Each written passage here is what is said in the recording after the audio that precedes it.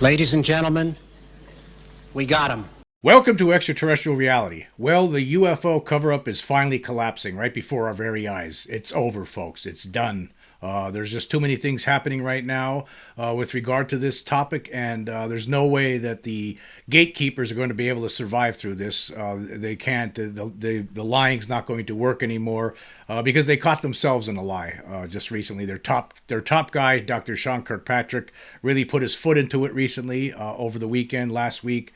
And it's over now. It's a done deal because it's not just that. There's just so many other things going on. The walls are closing in on the cover-up, and it's not going to survive. This is the year. I believe now that 2024 is going to. This is it. We're here. I mean, it's just a matter of time until all this information seeps into the public, into the public's consciousness, because it's over. There's something here, and there's no doubt about it. We have evidence coming from all different fronts at this point, and there's nothing that could be done to stop it. It's over. The cover-up is collapsing right before our eyes, and I'm going to get into all of it. I would say if you were to look at this, there's 4 different walls, and each wall is closing in on the cover-up, and that's what's happening right now. We're going to go through each wall at a time.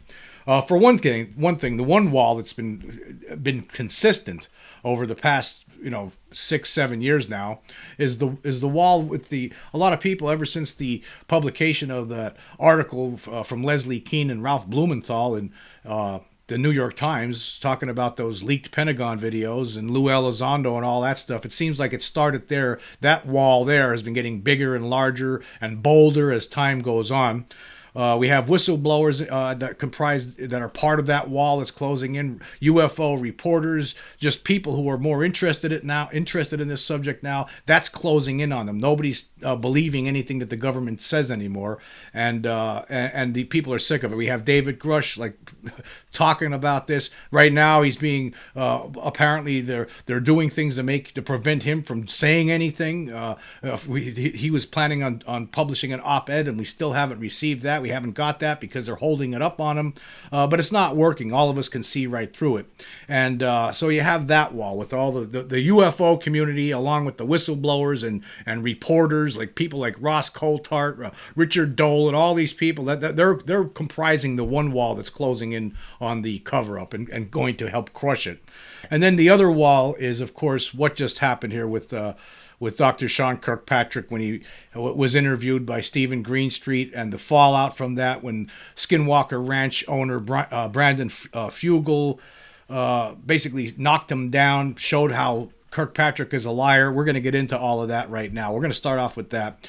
That's the second wall that's closing in on them. It's just become so obvious now to everyone out there in the UFO community, and even outside of the UFO community. People are going to realize that this Kirkpatrick cannot be trusted. A lot of us were calling him a liar for months now. Well, guess what? Now he's proven it. He's proven it, and everything that he's put forth, all of his assertions that he's been making, the stupid historical records report that the All-domain Anomaly Resolution Office, which Kirkpatrick used to be the director of, that just came out a couple of months ago, that's bogus now. You have to completely discount it because you can't believe anything that Dr. Sean Kirkpatrick says.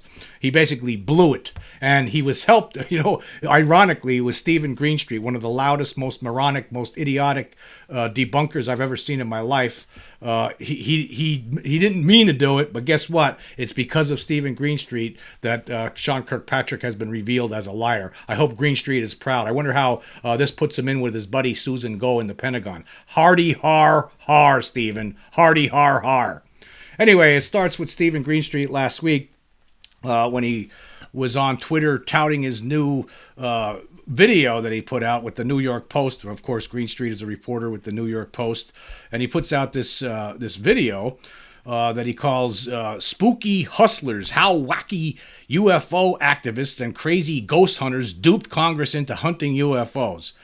Well, that was an unfortunate piece of reporting because, especially if you're a debunker, because it led to the collapse of this cover-up. That's what it's done. Greenstreet inadvertently helped put us where we are right now. The cover-up is collapsing right before us. There's no way it's going to recover. There's just no way. There's too many things going on right now.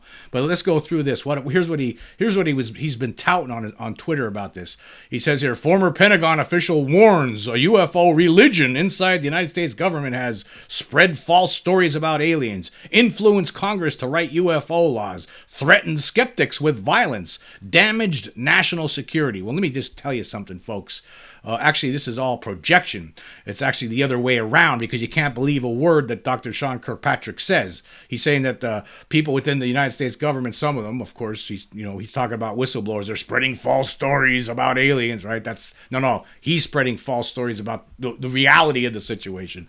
Influence Congress to write UFO laws. Okay, that might be the only truthful thing he said, because yes, there has been some loud voices from within the Pentagon that have influenced Congress to write UFO laws, and they need to be written, and there's more that need to be put out there. Actually, more bills need to be passed.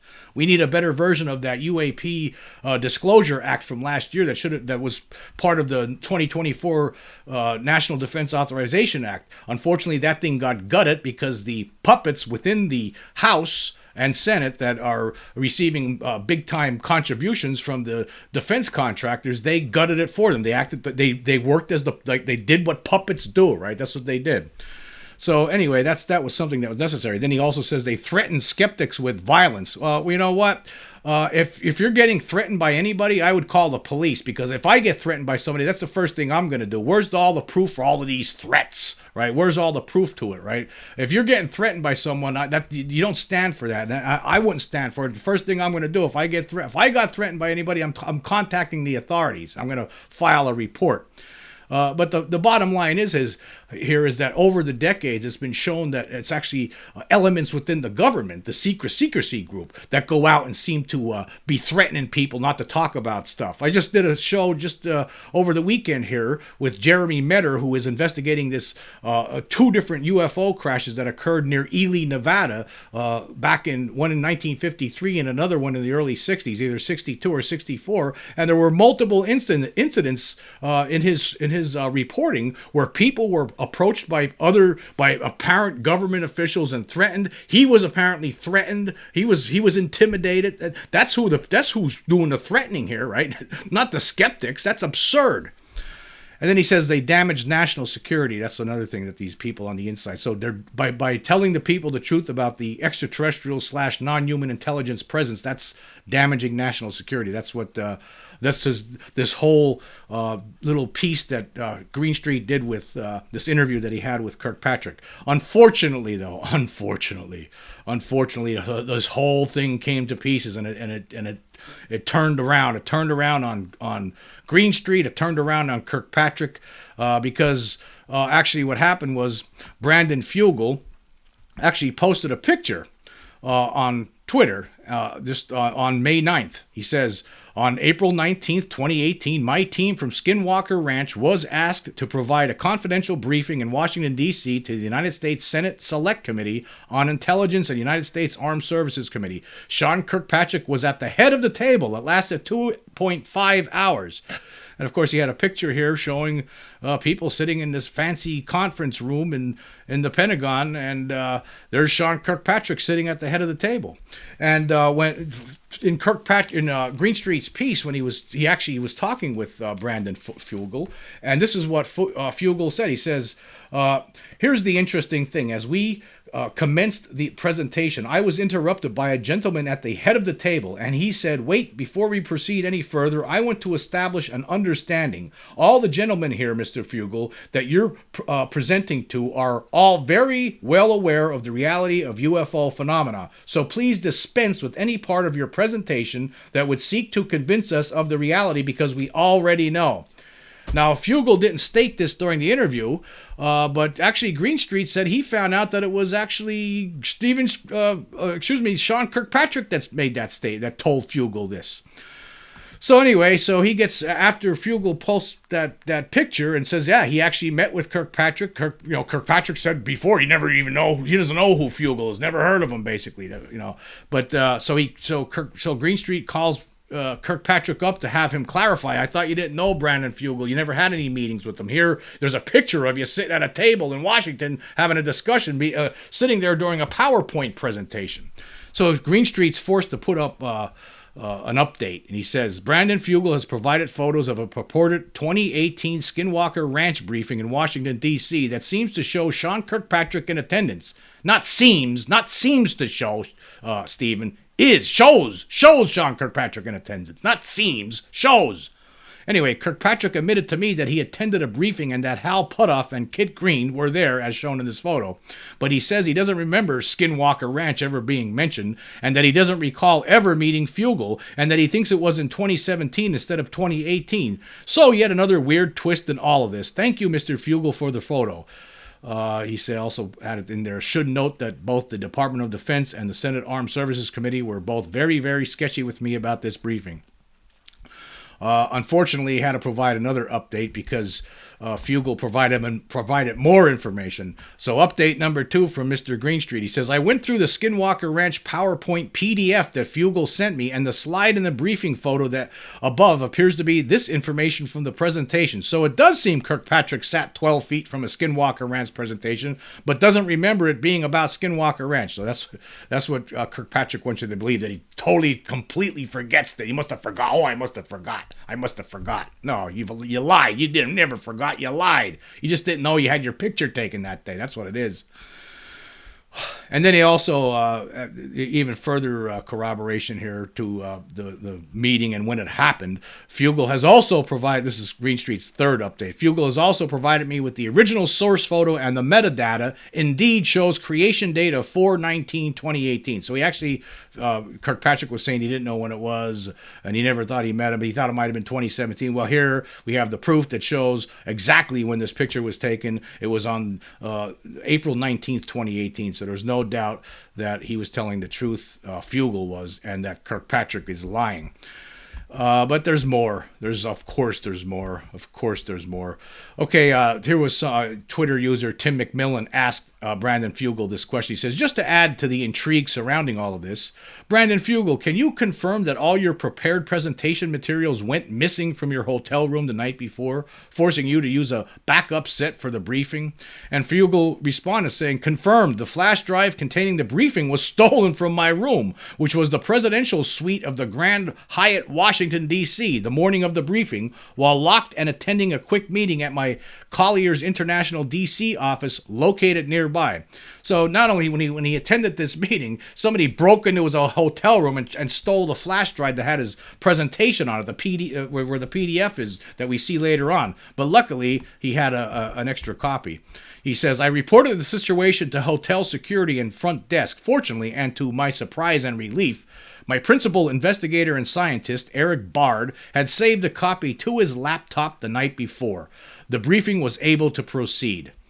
And then Rob Sheridan asked, quick one, Brandon, was there an agenda sent out ahead to all attendees, and when did all attendees receive an invite to the presentation? Was it made clear to all that Skinwalker Ranch was the scope of the debrief?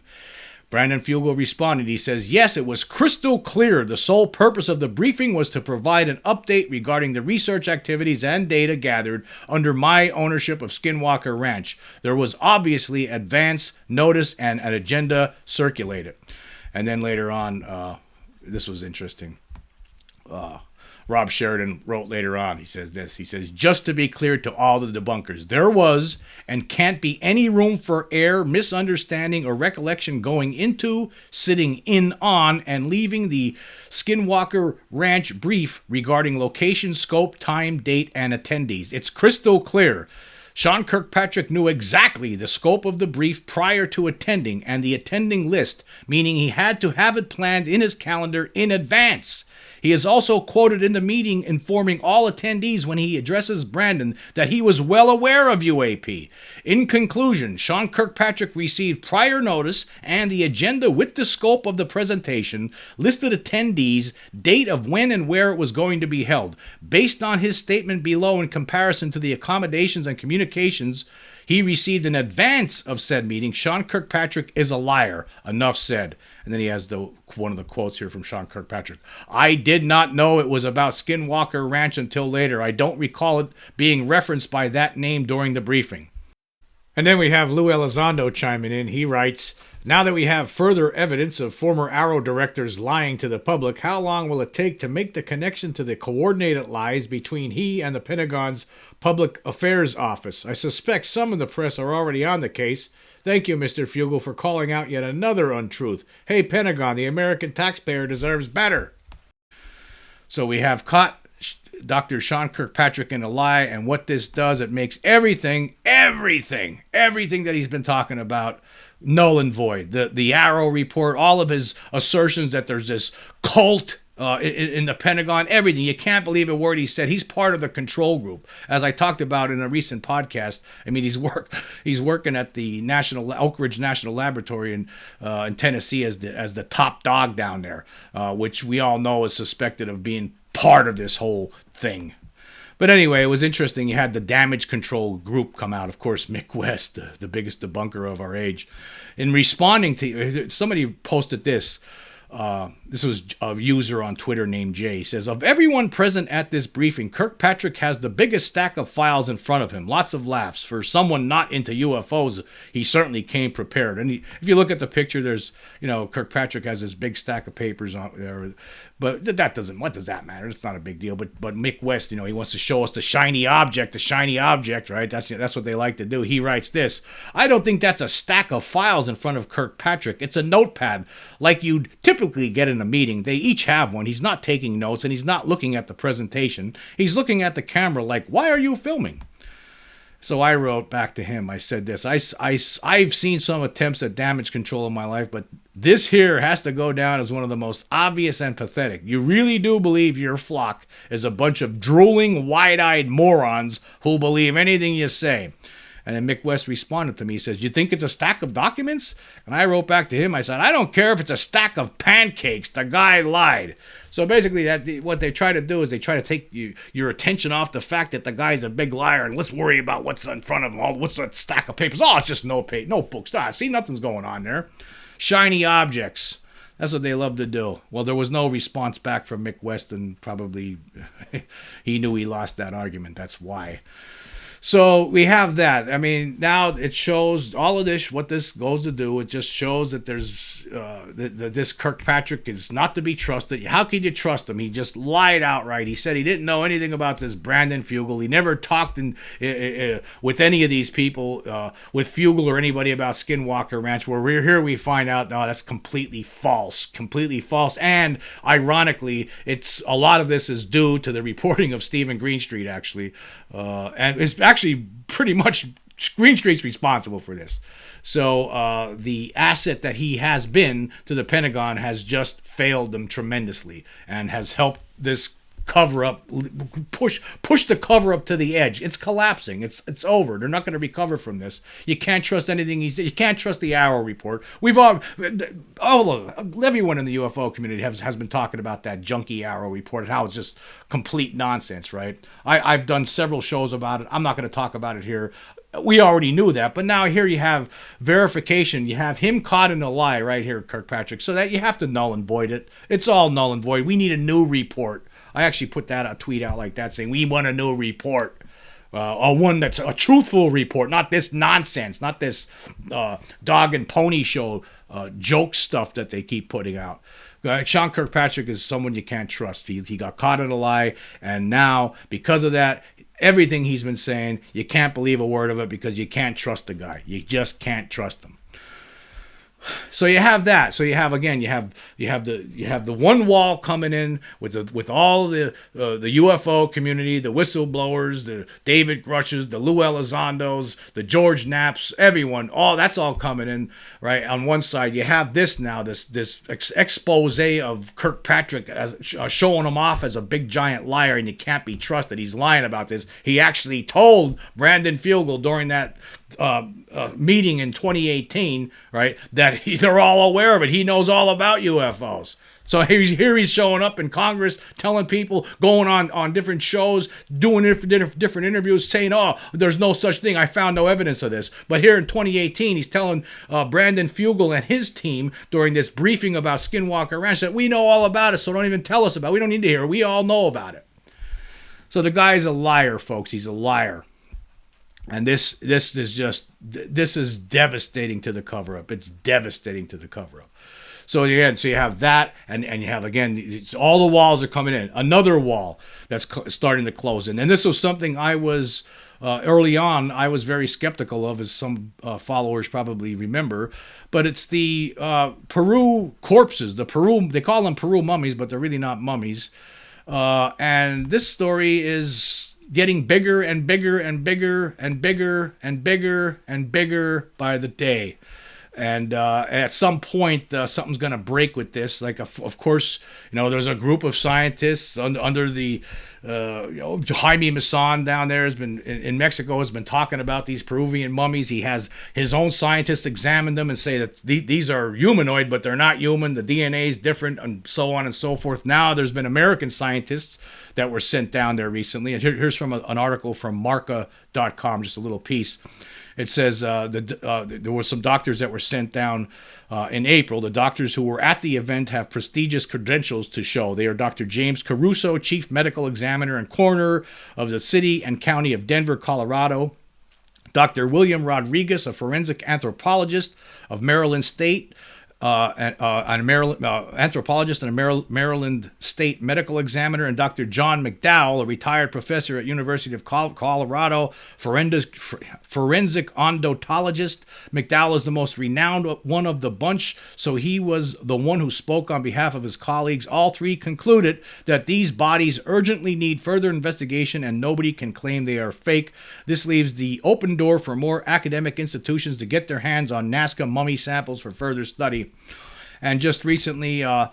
McDowell was he was getting interviewed, and he said this: the specimens that we've examined, some people are calling them bodies, mummies. I'm going to call them specimens.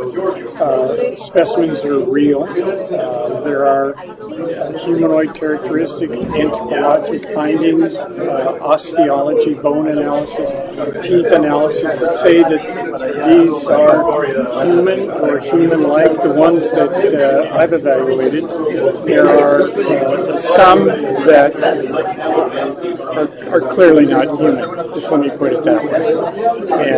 But with everything in science, we investigate it. We try to determine what we're finding in the physical world, and we develop a hypothesis to explain what the physical findings are. And we're certainly at the earliest stages of investigation, and we hope that we're invited to continue. So you have that, and I'll leave links for all of these things so you could check it out for yourself. And you have his son is actually someone who's been really pushing this. His son's an attorney, Joshua McDowell, from the McDowell law firm, and he has his own blog here talking about this. And here's just from a recent article that he published. This is from early May. There, in my last article, I discussed some big news about other types of bodies that were found with the Nazca mummies. If my readers weren't hit with a stone to the forehead of my subtle metaphorical sling, we are indeed talking about giants. Last night I saw some posts on X about a large head that was allegedly found with the other Nazca mummies. Let me tell you what I know as of right now, and maybe clear up a few common questions I have been getting. A little context before we get to the good stuff. My investigation has started only recently, and I count on the people who have been studying these bodies for years to catch me up to speed. I appreciate the generosity generosity of the experts who have granted us access and shared their experiences and insights to provide context throughout our investigation. My goal has always been to keep an open mind and to learn from the people who have been involved since the beginning. It was through my conversations with a longtime researcher that I had learned about a giant head. It was a head that had been decapitated from the body that was found loose in the same cave as the rest of the mummies. To my knowledge, no corresponding body has been located. I spoke to another researcher who had also seen a photo of the head, but had not examined it in person. He wasn't too impressed with the giant head and felt that it was unlikely that it was a genuine biological skull. I have seen a single photo of the alleged giant head. There was nothing in the picture to give perspective on the size of the head. It appeared very similar in shape and color to the mummy Sebastian's head, but a little more bulbous on top. It was white and covered in the same diatomaceous earth as the other bodies. And then he has a picture here. He says here, the picture below is not the giant head. I used a photo of Sebastian to give a reference. This is Sebastian. This is one of the mummies they're talking about, the ones that apparently aren't human, and we're learning this. Now, one of the people who I'll just read the rest of this before I go on. He says here, the only person who I have spoken to about the giant head who has seen it in person is Mario, the man who discovered the cave where these other corpses were found. He says, during my interview with Mario, I sensed he was uneasy speaking about the head and was seemingly surprised I knew about it.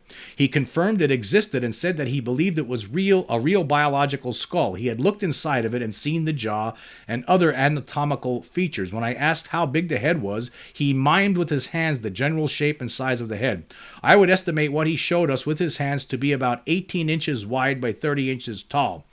Note, I'm assuming the estimates stated of an 8-meter tall body is based on the size of the head in relation to an expected body. Sensing his unease in discussing the giant head, I moved on to other topics as I knew our time was limited and we had a lot to cover. I did speak to him later in private about the head and am curious to see if what he told me checks out as we learn more. So you have these people studying these things now along with other scientists that already made determinations, and they're coming to these bodies are real. They're not fakes. Like there were apparently some bodies that were looked at in the past that were dummies or puppets, as they were assembled, but not these, not the ones we're talking about here now.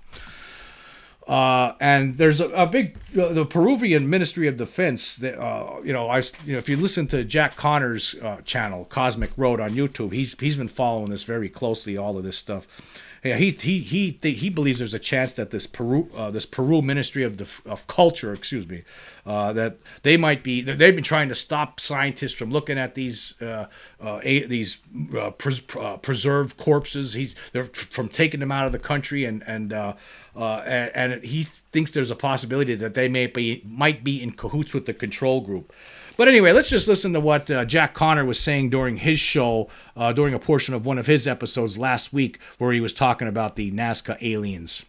But this is UFO disclosure, guys. This is UFO disclosure. We've got bodies, y'all. We've got non-human bodies. This is Raphael, the fetus inside Montserrat. And these are the scans of Raphael.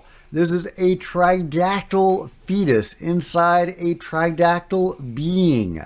Impossible to fake, guys. There is no way to fake this. This is no, all the complicated capillary structure. I mean, it's a baby. It's a baby. Tragically, Montserrat, and if you've forgotten Montserrat, this is Montserrat, the human-sized tridactyl mummy with the golden disc in its head and many other implants. She has an elongated skull, really amazing specimen.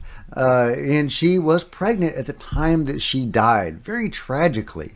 But what this means for us is that we have an inarguable piece of evidence, guys. There is no way to fake this. There is no way to fake a tridactyl fetus inside a tridactyl being. This is UFO disclosure, guys. We've got bodies, y'all. We've got bodies. And, as tragic as this is, again, what this means for us is inarguable evidence of UFO disclosure and the existence of non-humans on Earth. This should be front page news around the world. This should be, echoed throughout the streets of the world, guys. That is how big this is, and that is why they are putting the clamp down on the borders and airways. But don't give up, guys, because there are great researchers, scientists, and doctors on board with this. The word is starting to get out. We have American scientists on the case now, and we have a new forum for discussion coming up. Okay, I'm going to stop there. I'll leave the link, of course, to Jack's video from last week. But as he's saying, this is disclosure. This is it. And we have bodies that aren't human bodies, humanoid bodies, thousands of years old that aren't human bodies. I just had Jack on the show talking about this recently. He's constantly updating on Cosmic Road about this. So you should really check it out. This full video. He's calling it. He's looking at this closer than a lot of other UFO reporters, and he's telling us this. He's right. So you have that. So at some point, this is going to come to the forefront. More people are going to have to start opening up their eyes to this. So Jaime Maussan, maybe that people might have had issues with him in the past, but he picked a winner with this one. He got on boat with a winner for sure, and it's starting to look like this is evidence of a non-human intelligent creature that was walking the earth thousands of years ago. Where do they come from?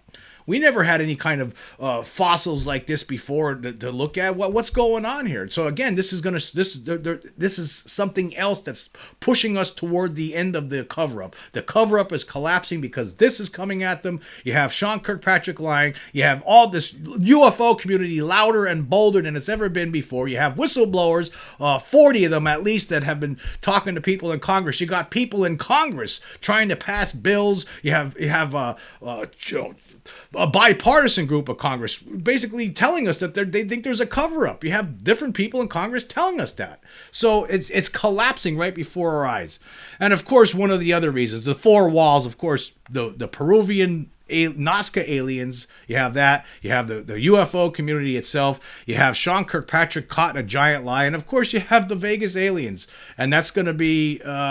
That's as this goes on, as more information comes out about that, it's going to get bigger and bigger and bigger and bigger. I've been talking about it, of course, as everyone knows, on this show for a long time now, and it's not going away anytime soon. It's actually more networks have been contacting Scott Roeder. They want to have him on the show to talk about this. There's a lot of people out there who aren't accepting it, and they think they know everything, and they think they know more than Scott Roeder, or they think they have it all solved, and it's not that, but they're not considering the totality of the evidence.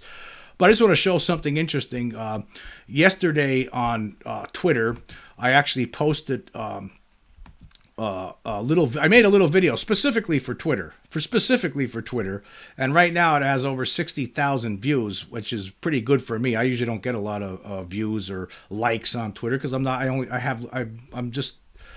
still under 1,000 followers on there. But what I did is I was thinking to myself, I've been talking about this Vegas alien, laying out all the evidence, showing the totality of the evidence and all these different podcasts recently. And it seems like, some people, there's not a lot of interest yet. You have some people are interested in it. There's other YouTube channels that are talking about it, and there's some interest in it, but it's still not where it needs to be. So what I did yesterday, I actually created a little short 2-minute and 19-second video where I just the whole time just showing the aliens. That's it. Just showing the aliens and nothing else, with the backdrop of music. Here, I'll just let it play for you so you can see what I'm talking about. But so far, it's got about 250 likes and 60.3 thousand views.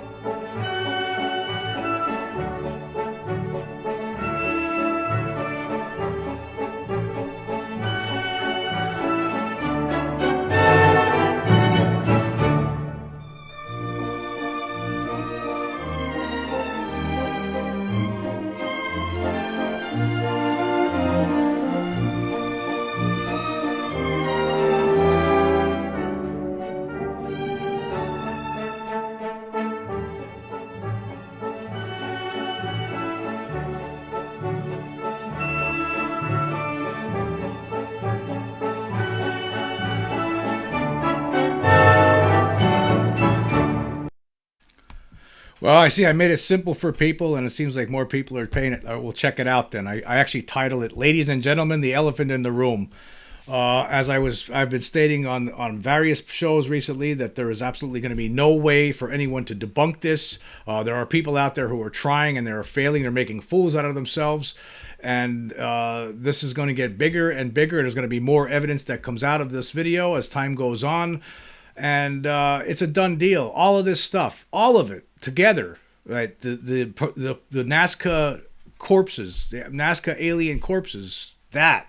You have Sean Kirkpatrick lying, the Vegas alien evidence showing that there's no question that there was something in the yard. And then all of us, the UFO community, is just not giving. We're not stopping now. We're pushing this right. It's like a bulldozer at this point. This whole cover-up is collapsing right before our eyes, everyone. It's over. It's over. There's no coming back from this. No coming back. And it's just going to get worse and worse as time goes on. Actually, what should happen right now, the government, the control group, whoever's in charge of this needs to just, you know what? Okay, that's it. We look like total absolute idiots at this point. Everyone's starting to know that we're lying about this. It's time to tell the truth. That's what should happen. I don't think it will, but it should. You never know. You got to hope for stuff like that. I would love to see it. Maybe we'll get it. I don't know, but it's collapsing. It's over. They're not going to be able to recover from this. You can't. The evidence is mounting more and more every day. We have alien bodies that are thousands of years old that people found in Peru. Right? We have that. We have video and that whole Vegas story. There's aliens there. That's what's there. You have the Sean Kirkpatrick. He's a liar. Unbelievable liar. And it's over. It's done. There's nothing. They have nothing left. And what are they going to do? They look like fools. Like Mick West and Greenstreet. All of these people. They're parodies of themselves now. You can't continue this way. Everyone, they look stupid. All these people that are denying it, or to me, they just look. I've been muting and blocking people. I don't even care. I don't want to hear from them anymore. It's over, folks. Where's the government? It's time for someone to step up to a podium and tell the truth. It's over. It's collapsing right before your eyes. It's done. There's no coming back from this. It's done. Anyway, I want to say thank you all for joining me. Until next time.